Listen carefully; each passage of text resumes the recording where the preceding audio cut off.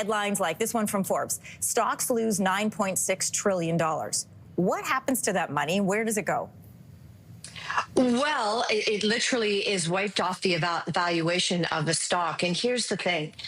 We have what's called, and I use this term loosely, economic globalization. And what I really mean by that is that stocks, I guess, trade across borders and they have valuations. And so when people start to sell, those valuations will go down. And, you know, people get very, very concerned about this. And what can happen is you can have, for example, because they cross borders, you can have supply chains or regulatory issues such as tariffs impacting markets right around the globe. So in some cases, when you have panic in one market, you get panic in another. If you have euphoria, you get euphoria in one market, people buy back into the market. And so there's really, I keep getting asked, where can I hide in this market? Where can we hide in this market? Well, you know, okay, so let's just back up a bit. Okay, gold is the typical safe haven. The U.S. dollar, that safe haven status is a little wobbly right now. Bank of America, for example, sees gold hitting $3,500 an ounce by the end of 2026. It's trading just below $3,000 an ounce now. But I think the bigger picture is each of us should look at our portfolios and say, where are we invested right now?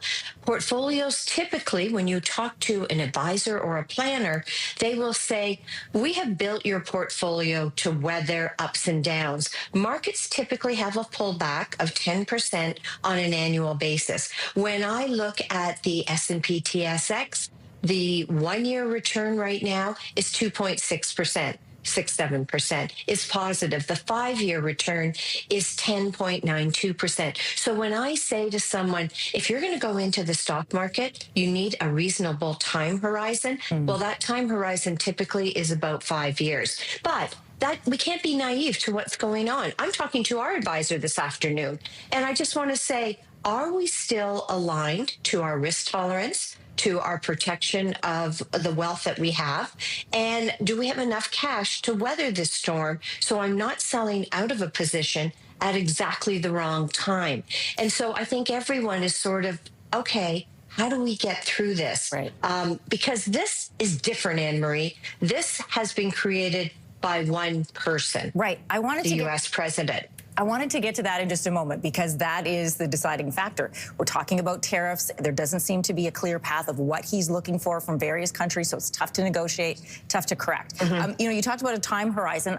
Speaking of time, what about people who are nearing retirement and they are watching not their savings vanish, but they are watching their investments dwindle? What advice do you have for them, or what would you caution them?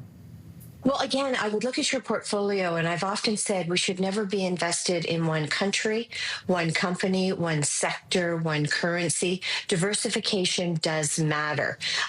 You know, in some cases, people will have the luxury, and I say the luxury, of saying, you know, we may postpone retirement for right now till we get some clarity around our financial situation. Others are in retirement. They're putting off large purchases. They're making very conscious decisions. People are very aware of what's going on. But let's not forget, we still have monetary and fiscal policy by the Bank of Canada.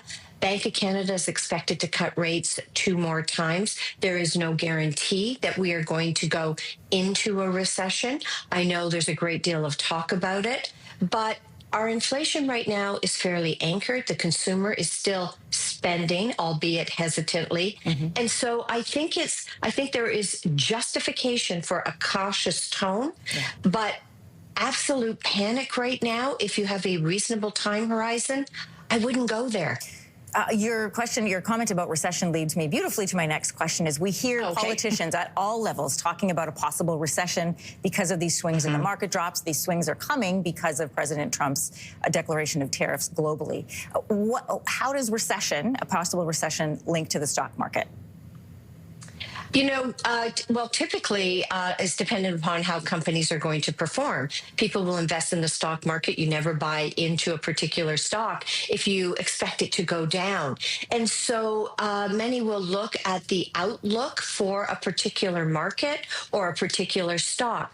For example, if we do go to head towards a recession, the S&P TSX has 50% in what we call income producing and maybe recession protection stocks, such as financials, utilities, consumer staples, telecoms. They tend to weather an economic downturn better because people have to continue to sort of buy these things, Right. participate in these types of stocks. And so I see a bit of shift moving into that in that cautionary tone. And there's nothing wrong with that. Rebalancing of a portfolio makes sense at any time you think it gets misaligned to who you are as an investor.